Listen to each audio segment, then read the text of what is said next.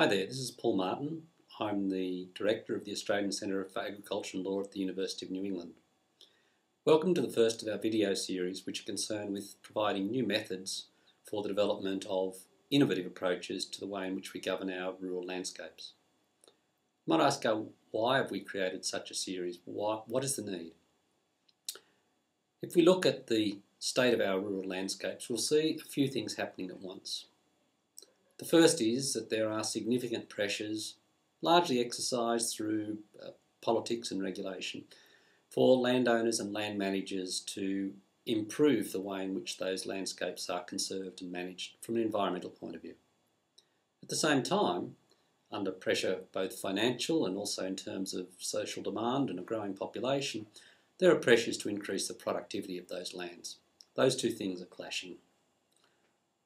So what we need is need new methods of managing the conservation, protection and rehabilitation issues at the same time as allowing us to increase productivity. Second level at which these pressures exist are financial. There's financial pressure upon the landowner, and of course when you start getting involved with trying to respond to the various natural resource management requirements, there are significant demands which come in terms of the cost and complexity of the requirements.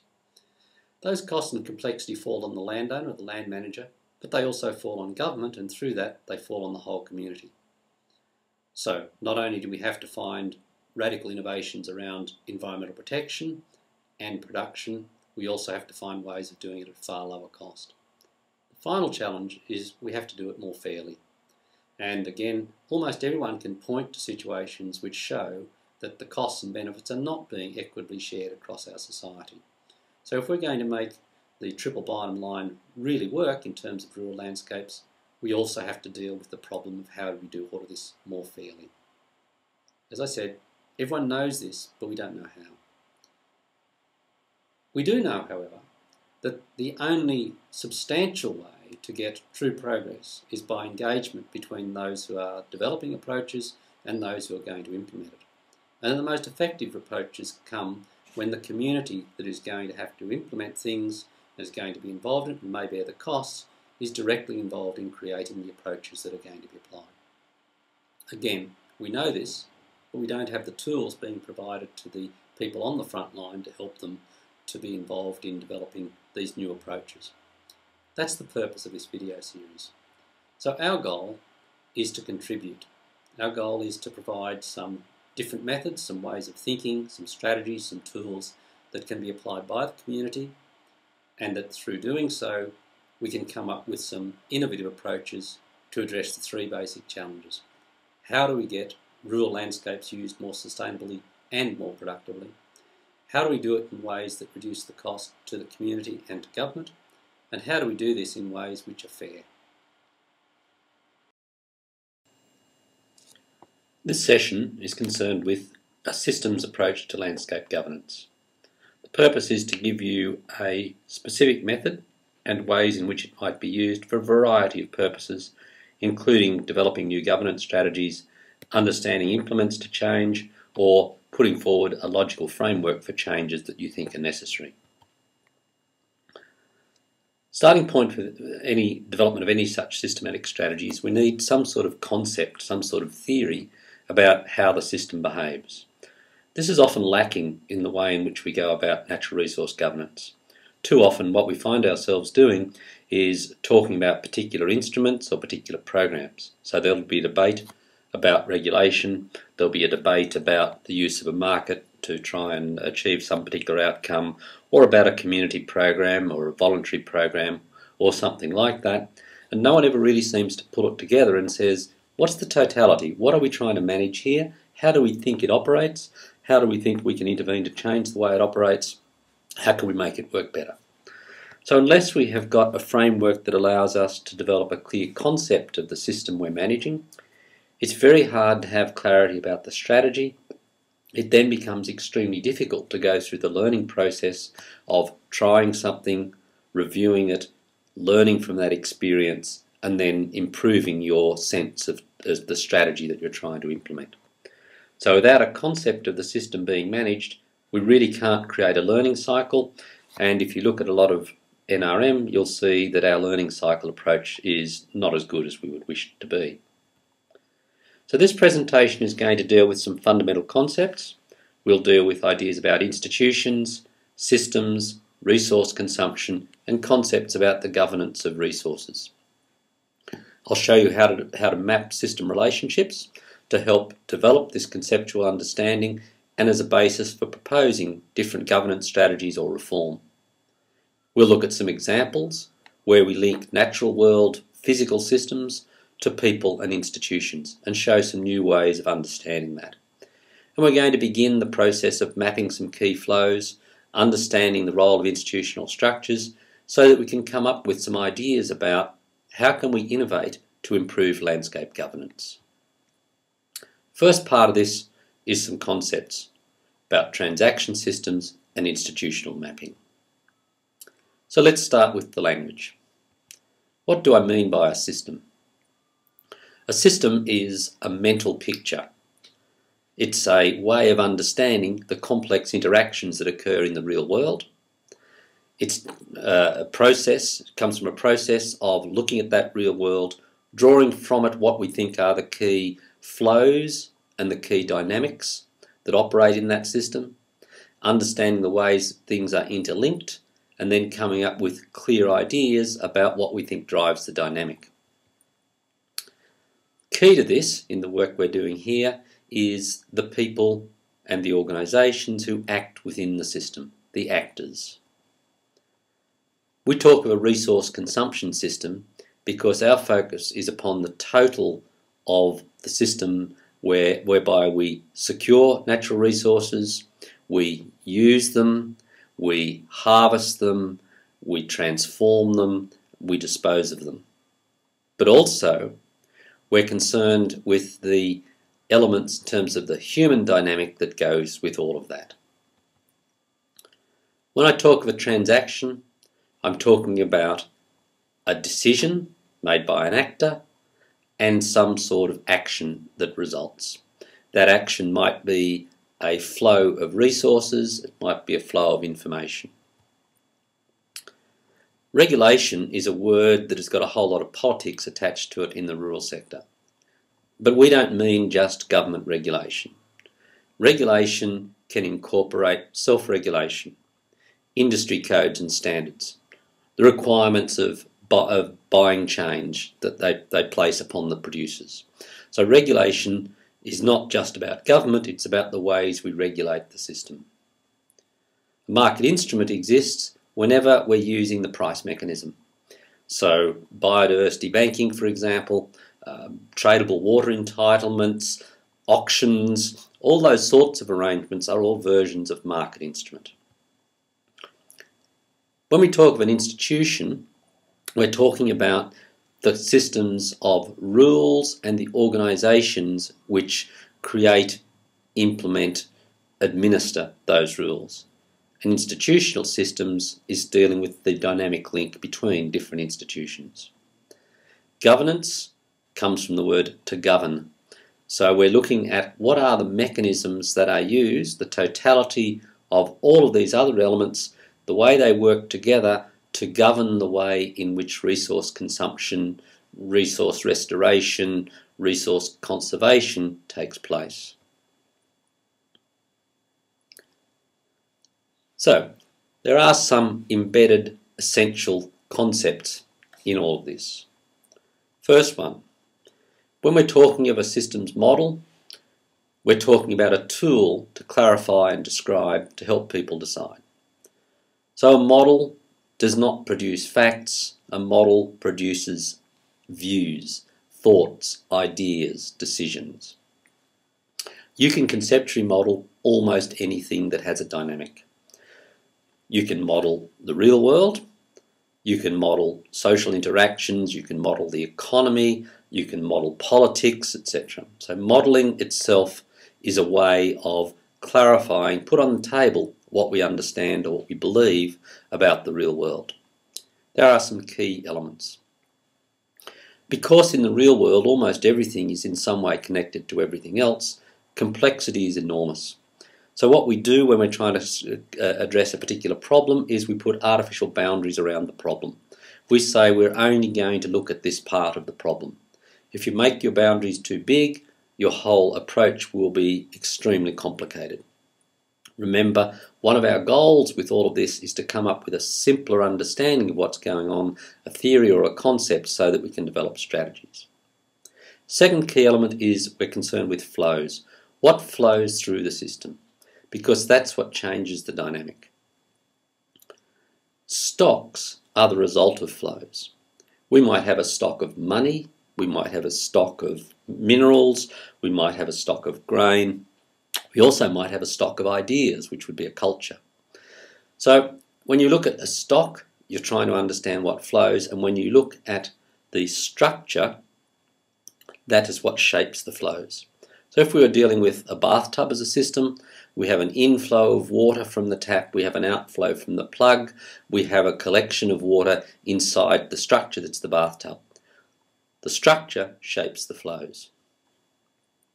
So the process that we're going to follow later on in this session is we're going to map the systems. It should be apparent that what I've been pointing out to now is that developing a systems map is a process, a human process, of talking, learning, negotiating, and imposing your own clarity upon a really complex real world. That clarity comes not from the model, but from the people doing the talking, the discussing, the thinking, making decisions about what they think needs to be done to make that system operate better. It's not the system telling you what needs to happen, it's you using the system thinking as a tool to get clarity about what you think needs to happen. So the useful outcomes are a better, preferably a shared understanding as to what's happening in the complex real world, and decisions about what are your priorities to intervene, what are the sort of actions that will work. So remember, the world is sometimes confusing, chaotic, and frustrating. And the process of developing your understanding of it can have those same characteristics. If you find yourself thinking this is all very complex, it's not necessarily a problem with how you're thinking about it. It might be that that's the reality. But in order to move to clear decisions, you need to simplify it in your head so that you can do something about it. So one of the core elements in the approach we're taking is the idea that to develop a resource governance system that makes sense, we need somehow to link the real world, the physical world, the environment, with the social system. We have a way of doing this. We're all aware of the use of systems thinking in biophysical sciences, in environmental science, in production science. So we're used to the idea of water cycles, soil systems, carbon cycles, food chains, and the like. These are all systems ideas. We're also used to the idea of an economic system, and some of us are more comfortable with other forms of social system thinking about production system, consumption systems, institutional systems. These things are linked by transactions. So what happens is that a person takes information from the real world or from another person, processes that, makes a decision, and then takes an action. When that has occurred, we have a transaction. There are two basic types. We have transactions between people, so someone takes information from someone else, processes it, passes information or resources to another person. Or between a person and the ecology. Someone looks at what's going on in the real world, takes in that information, processes it, makes a decision and acts upon the real world. For example, by ploughing or watering or re-establishing a corridor in a landscape. These are all transactions. The examples I'm about to show come from work we did a number of years ago in the southern parts of New South Wales, where, working with a variety of community groups, we began to develop a systems understanding of that landscape and where we might intervene. In this instance, one of the issues was contamination of waterways. Let's look from a systems point of view of what was going on there. So contamination. Well, it's pretty clear that you can find a number of obvious causes of the physical contamination. So you can identify these are the things which collectively create the contamination. And then you can go behind those and you can begin to see the things that drive those first order impacts, ranging from the nature of the soil, the rainfall, the sorts of degrees of vegetation, the slope of the landscape, and so on. So there are a number of things which you could say these are all physical drivers. But what can we actually manage? There it gets a bit different. We can manage the human part. We can manage farming activity, the choices that are made by industrial users of the landscape, or householders. So we can manage really two things. We can manage people's decisions and we can manage their actions. We don't directly manage nature, we manage people's interactions with nature. So let's begin then to unpack this a little bit further. This diagram is of course going to be a bit daunting because it's an attempt to look at some of the complexity of the real world. Don't be too worried about that complexity because we're going to break it down as we go further.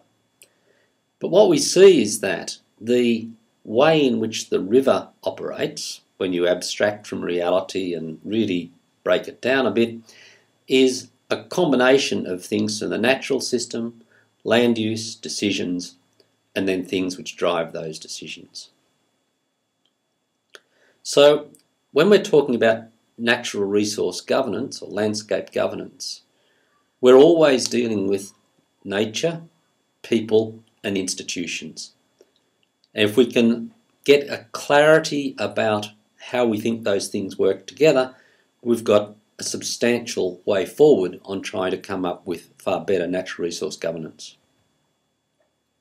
So we have biophysical flows, we have transactions, decisions and actions, we have actors who make these decisions, and then we have institutional arrangements which shape them. So let's unpack this a bit further. Let's start to think about, well, what flows in this system that we need to understand? In this example, we took what is a fairly obvious one because we were concerned with water. We took the river. So that was the decision we made in this instance. But it's not necessarily the only way we could look at this. What would happen to the analysis if we decided that water was not the fundamental flow? What if we said, really the issue is the economic system, the way in which dollars flow around the use of water? Or, if our concern was fish, let's look at the way in which fish flow through the system. Or, to take another way of looking at it, why don't we look at political power and political relationships? So your decision about what is the fundamental flow will significantly change what you map, how it looks, and therefore it will change the pattern of the strategies that you're likely to follow. Regardless of what you choose to model, the thing that you manage is human action. So the causes of changes to the physical world are human. So we have biophysical flows, we have transactions, and then we have the actors and decisions. Clarifying who acts, who makes decisions, is a really important part of the system. In this case, we identified that there were 5 groups. 5 groups whose behaviour we would have to manage if we were going to change that system. Which means we then have to ask, what drives their decisions? What drives their actions? One of the things that's intriguing to me in watching the way in which rural landscape governance takes place is how little attention is paid to that question or that pair of questions. How often we simply assume that we know, and on that basis we make choices about which kind of instrument. So let's take this a little bit further.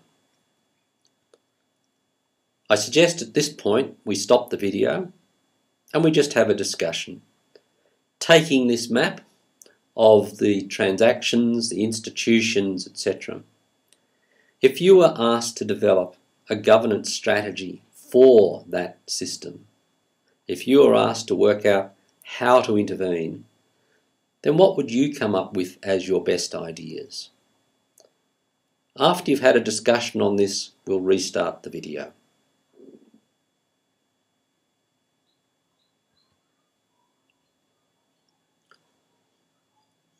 What would have emerged from that discussion is almost certainly a sense of the complexity of the social side of what's going on. We already generally have a sense of the complexity of what's happening with the physical world. We've got lots of science to help us with that. But when we start looking at the human side, the number of activities, the number of actors, and the drivers of their behaviour becomes extremely complex. Reflect on how little of that human side of rural natural resource governance is well understood, and how often we spend our time talking about the physical, the non-human world, and how little of our attention is focused upon a sophisticated understanding of the behaviour of all of these people who shape the outcomes that occur in the physical world. That's the first thing I suspect you would have found. The second, almost certainly, when you started talking of interventions, you would have come up with a variety of institutions of different kinds through the system. It becomes obvious that's what you need to do when you understand the system. But surprisingly, that's not the normal way that natural resource governance takes place. Generally what occurs is people focus upon the instrument. So we'll have discussions about the pros and cons of regulation. We'll have discussions about people-based programs like land care. Or we'll have discussions about how great market instruments are or how limited they are. So debates about water trading or debates about biodiversity banking. But what is clear from your experience, the exercise we've just done, is that smart governance generally involves a cocktail of interventions across the total system. A number of interventions of different types that work together that change the pattern of the system. So, systematic strategy development involves defining what you want to understand. What is the system that you want to understand? And what are the boundaries you're going to place around your exploration to make it feasible for you to do the work? Then identify what are the critical flows. What are the things which most shape the outcomes that you're concerned about? Are they physical flows like water? Are they non-physical flows like economics or power relations or something else? Then map them. This takes time. It involves dealing with complexity. You try to understand what are the flows, what are the connections between them, what are the factors that shape the flows, what are the critical transactions, who are the actors and what decisions do they make, and in what ways do different institutions shape the pattern of those transactions.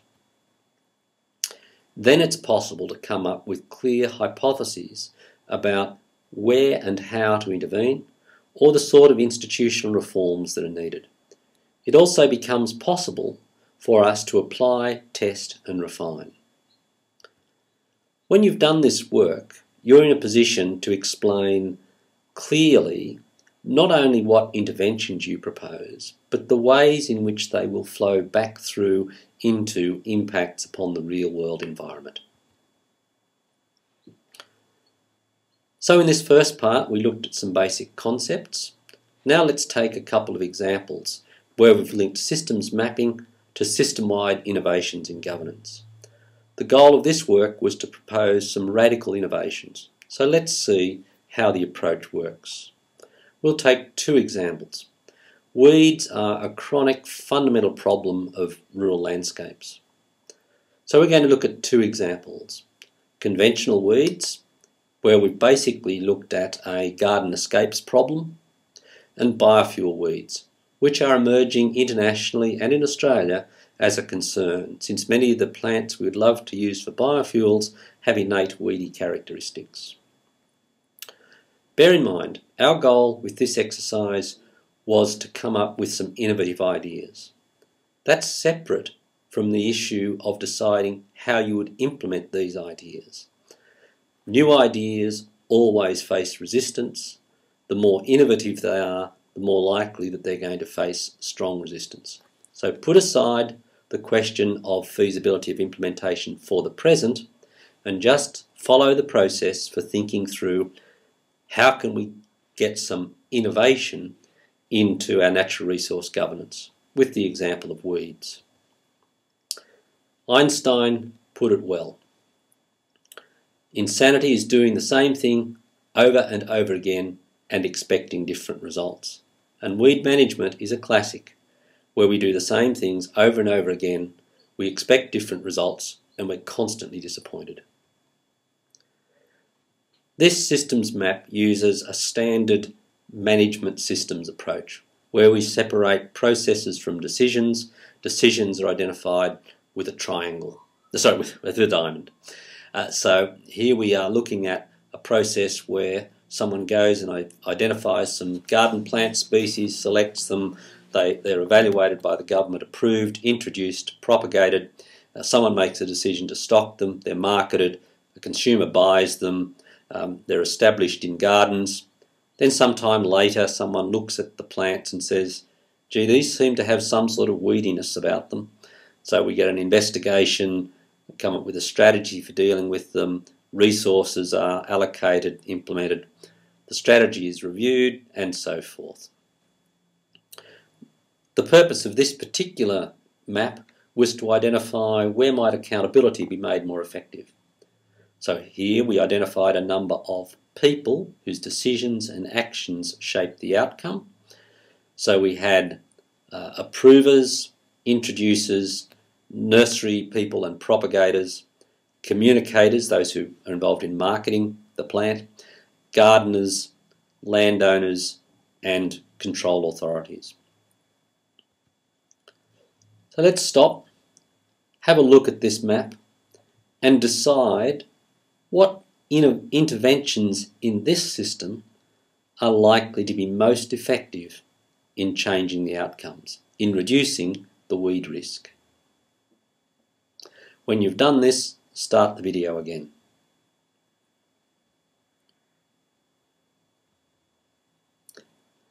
So let's look at the sort of interventions that people might have proposed. Put a price on taking a risk. Who takes a risk in this system?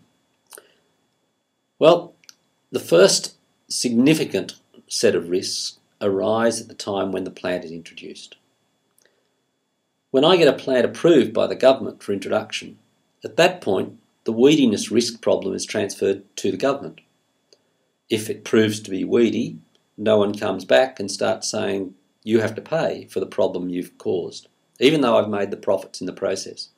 So there is no price attached to me taking the risk. The price is transferred to the government or to the broad community. Similarly, when I introduce a plant in my garden, I may not be fully informed, but I am taking a risk. So if we were to have a price upon that risk-taking, people would become better informed. In other words, they would get better market information. So if, for example, on the time of the buying and selling of a house, there were a certificate about the degree of weediness on a site, as an example, then clearly people would get better information, their behaviours would change, and we would start to get a market for weed control. Manage the transaction costs. Government carries a significant amount of the cost of understanding the risk and approving the risk. If that cost were transferred to the people who benefit from it, then they would be much more careful about what they introduce. So what we're doing in part with this is we're creating new markets. When we start to understand the system, it leads us to begin to think of different kinds of strategies that might be possible. So let's take a second example, the emerging potential problems of biofuel weeds, which have been identified in different parts of the world as possibly one of the next big environmental risks. Same process, but here the flow we've identified is genetics. In this case, we have the identification of a particular kind of plant, the cultivation, cropping, and assuming it becomes weedy, weed establishment and naturalisation. And then off to the right we have the diversion of genetic material into the biofuel processing plant. Who makes decisions? A lot of people in this process. There are many human actors involved. The decisions at each level change the pattern of the flows within the system. So we have scientists who identify plants and evaluate them. We have entrepreneurs who decide that they'll pursue the use of a particular plant. We have customs people. We have propagators. We have people who develop plantations. We have people who process, who buy the material and process it into biofuel. We have consumers whose cash flow ultimately drives the system. We have people that are concerned with the rural landscape issues. We have people that are concerned with weeds. And we have scientists in the field who are involved with developing new approaches, management systems, production systems. Standing behind these, again, is a lot of different institutions, all of whom have some degree of power to change the pattern of decision making and the forms of action that are taken. So we have scientific institutions who, for example, can publish protocols about the selection of plants. We have biosecurity agencies that can make different kinds of choices, not only about what plants that might come in, but the conditions of control. We have the land use agencies that can control use. We have property investors who can decide whether they will invest in particular kinds of enterprise. We have standard certifiers, say, for biofuels. We have the media. We have conservation agencies. We have bodies which monitor. The actions of all of these institutions collectively shape the decisions, which collectively shape the pattern of potential weediness. So we have, as a result, an incredible array of possible strategies. We're not left with the knee-jerk reaction of saying, ban the plant because we think it's risky. We're now saying we can do a lot more to manage the risk that goes beyond the ban. And yes, if the risk is untenable, if we don't have effective management in other ways, a ban, a regulatory intervention may be necessary, but really that's not our first port of call. We can look at, for example, having the industry develop its own standards. We can look at harm monitoring. We can look at different evaluation protocols and so forth. So let's put forward an innovative model that comes from this kind of thinking. Let's think of a radically different approach from the traditional ban or no ban approach that has characterised weed management. So, a conceptual model, a governance structure involving industry self-regulation and managing liability, or managing risk, involving the marketplace, civil duties and regulation. Start with, the person introducing the plant continues to carry a risk. So if you bring a plant into the landscape, you need to ensure in some way against the risk that that plant will spread and become a weed. It may well be you marry that with civil liability for the spread of particular species of plant. Now, if it's a new plant in the landscape, tracing the impacts and tracing and getting the evidence will be easier than with already established plants. That would create a strong incentive for an industry collective responsibility system. What do we mean by this? An example is from the oil industry, where the International Oil Spill Disaster Recovery Scheme came out of the industry deciding it needed to manage the problem of oil spills.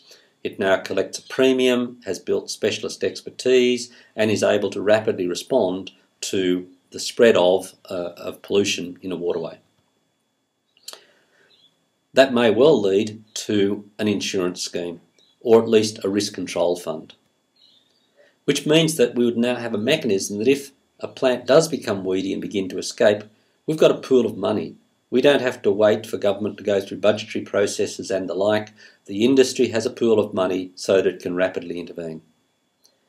That will create a very strong incentive for the industry and government together to licence and control the plantations that get established or might get established. Which means what we've then created is an industry management system and a standard. Then again, you can go from that into the idea of a proper governance system, reporting and audit, probably jointly between the industry and government. That gives us the opportunity of introducing a green certification scheme so the consumer can be involved in selecting the sources of their biofuel around least environmental risk. So we're now talking about quite a radically different approach to managing this particular weeds problem than would arise if we hadn't done a careful analysis of the total system. So now let's start to apply this to your own governance system challenges. What we're going to do in a minute is you can stop the video and you can involve yourself in developing a systems map for the particular governance challenges with which you're concerned. Decide what's the purpose and what are the boundaries of the system. Second, what are the most relevant flows for your purposes? Map these flows. You've seen how to do that. And then the key transactions that shape the flows. What decisions, what actions? Then identify the institutions that stand behind those decisions and those actions, and what is their role. Then brainstorm where and how might you intervene. What's the point of intervention and what's the potential strategy? So, setting clear targets, questioning, debating, brainstorming, agreeing, negotiating, deciding. Stop the video at this point and restart it when you feel that you've spent sufficient time trying to understand the governance system that is involved in the particular issue that you're concerned with.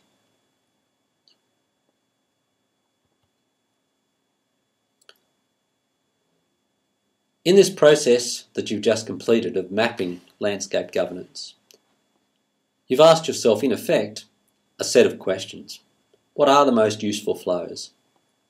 What are the relevant stocks? What are the significant structures? And what incentives or disincentives generate the energies that drive this system? If you can answer those questions, then you now have got a clear theory about the system you're managing. And now you can embark upon a process of developing strategies on that basis, testing those strategies, and evolving a better understanding of the system that you're trying to manage. So the strategy discussion would be where and how might you intervene differently from how you do today to change the system outcomes. We're now going to, in the final part, add some new ideas. This gets a little bit more complex and it's going to be done fairly briefly, but this will help you in the process of developing your understanding of the system that you're trying to govern.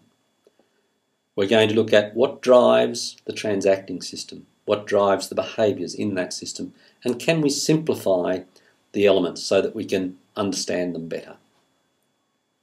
Let's start with human systems thinking. Most people think that human thinking is really, really complex.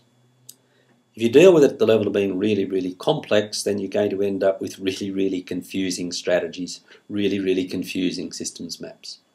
So what we've done is we've tried to simplify it. People often talk about the idea that you've got to change people's minds or change culture or things like that. Well, the reality is you can't. You can't do that. You can't reach inside someone's head and twiddle a few wires and change their thinking. There's only two things that you can do. You can change the pattern of the signals that go into their thinking. That's the data, the intelligence, the information. There's a variety of words. In other words, you can intervene in information flows. Secondly, you can change the pattern of resource flow. Darwin was saying that evolution is driven by the ways in which animals pursue resources. It's a fundamental of what shapes behaviour. Economics, of course, is built on the same basic fundamental logic. So the second thing that you can manipulate is the flows of resources, or the expectations of flows of resource. Then the person, the organisation, the actor is going to order the information and order what they understand as being their opportunities for resources and make their decisions. They're going to basically use two things. They're going to use things like beliefs, values, biases and such like, and they're going to make a particular approach to their decision making. Someone who's trained as an engineer will make decisions quite differently from someone who's trained as a philosopher, for example. They will use different decision-making structures. You can't directly intervene in these things, but you can change the signals and change the resource flows. You can educate people, or you can give them incentives. Around this, there are some things which make the whole process more complex. We're only going to briefly introduce you to these because they're things that you need to be aware of. The first is the effect of filtration. Information gets filtered. So if you have information that comes in that violates your belief system or your expectations, generally you will filter that information out. It'll take a long time before you begin to appreciate, understand and be prepared to assimilate that information. So simply providing information does not mean, even if it's good information, that it's going to be heard or acted upon. Second thing, which we're going to unpack in a bit more detail, is transaction cost. These are incredibly important in the way in which the resource flow takes place. And the third thing is time. It takes a long time for people to change their decision-making structures and their beliefs. It can take a long time to gather information. It can take a long time for the pattern of resource flows to change. So when we're talking about trying to affect human systems, time is an ever-present variable. So that simple model in which we look at resource flows and information flows and ways of attaching meaning to these, the ways of ordering it, is important because it operates at all levels in society. It operates when you're thinking of individuals. It operates in slightly different ways when you're talking about companies or other organisations, and operates across society. Key thing that's most important: your strategies really can only ever manage information or manage resource flows. Everything else is a result.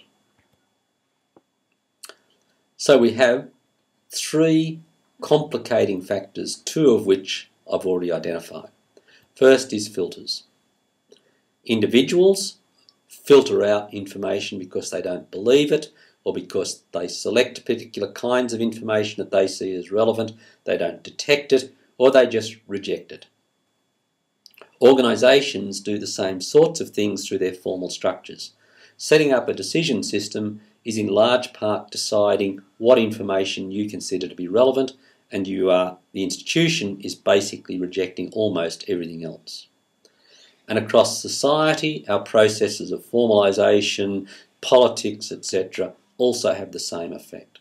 So only a small part of the available information in a system is ever used. The second one is transaction cost. What's a transaction cost? Transaction costs are all of those things which tax the flows of resources or the flows of information that are leading into effecting a transaction. So, search costs. Before you carry out a transaction, you get information, you look for opportunities, you communicate. When you actually transact, you go through processes like bargaining, interacting, managing disputes, writing contracts, dealing with confusion, etc. And then when you've got some level of agreement, locking in, securing and giving effect to the flow of benefits involves learning, applying what you've agreed, specification, managing the risks, etc. So around any transaction there's going to be a whole lot of other costs that are going to have an effect upon the dynamics of that transaction and tax the flow of resources or the flow of information. This third one, the word is complicated and it's not used in everyday speech, but it's the only single word I can find that captures what goes on. Think about contemporary modern art and some of those strange pictures or strange artwork that most of us would think, what has that got to do with anything? Body parts put up as artwork, or a plain sheet of pink canvas that I once saw which was titled Captain Cook. How on earth does that come to be art? It does so through autopoiesis, through the system, a cultural system building upon itself. One idea leads to another idea, leads to another idea, leads to another idea, and in the end result, the very first idea and the last one, you just can't see the connection. Culture is self-referencing. Ideas take off, beliefs take off, and sometimes it's extremely hard to understand where is the underlying logic. And the same occurs in politics. So this process, and you also see the same, by the way, in nature. We talked about weeds. You know, one plant breeds another plant, breeds another plant. It's an autopoietic system. It evolves the plants in different ways. Let's deal finally in a bit more depth with transaction costs. When we look at natural resource governance systems in Australia, we see incredible complexity. Incredible complexity. 250 separate statutes. Absolutely impossible to make efficient. We looked at one area where we identified 40 separate institutions. All of these things drive transaction costs and they all affect the operation of the system. So transaction is mainly interpersonal. Any cost incurred in making the exchange is a transaction cost. So if I said buy me a croissant or a fruit bun or whatever, you'd have to go out and find where to get them. You'd have to bargain with the shopkeeper and you'd have to collect the fruit bun or collect the croissant, pass it on to me. And if I bit into it and there was something hard in it, I broke my tooth, the transaction would still be going on. The scale of transaction costs are important to understand because transaction costs are the basis for what are termed unpriced externalities. So, for example, pollution. If all of the information about the future effects of a transaction were available at the time we transacted, we would cost in pollution. And once we costed it in, the incentives to control it would go up and pollution would go down. Also, the net incentive to transact. If it's too complicated to do something, many people won't. So if it's too difficult to apply for that grant for your local environmental program, many people just won't. And similarly, transaction costs. Many of us quite legitimately complain that our natural resource governance system is incredibly complex and difficult to deal with. That's a transaction cost problem. So when you're mapping your system and you're beginning to think about interventions that might change it, don't forget about changing the transaction costs. An example of the significance of transaction costs is regulation. We all know that many regulations, particularly environmental regulations, are not effective and certainly not efficient. Let's look at why. So let's say that what you want to do is to have regulatory control over dumping of waste in bushland. What's involved in this? If you look at the standard design of regulation, you have to detect the offender. There are diffuse offences, physically obscured, hidden at night in the bushland, very hard to trace, limited ability to use detection technology. So detecting is costly. Proving, generally, is required that the agency that is doing the prosecution has to prove everything. So it requires evidence gathering, the possibility of the evidence to be lost, always contests over the fact. Prosecution itself is extremely complex, extremely costly, and all of those costs are borne by the policing agency. Enforcement isn't easy because the offenders themselves can run away or have no money, or because the orders get complex. And the whole funding structure is set up so that it is not that the costs are borne largely by the regulator, and very often the regulator gets no benefit. So regulation will be on the books but not necessarily enforced. Transaction costs are a significant driver of the efficiency of intervention. So that's the last set of information that I wanted to lead you with out of this particular session. Where to from here? Well, that's really up to you. We're happy to help. We're committed to the idea of far more effective natural resource governance, both in terms of production and protection of the environment. We're committed to the idea of far more efficient natural resource governance, lower cost to those that are involved, lower complexity, lower cost to government. And finally, we're committed to the idea that it has to be fair. We have to make sure that the load and the benefits of the use of our natural resources and its conservation are fairly shared. So if we can help, we're more than happy to.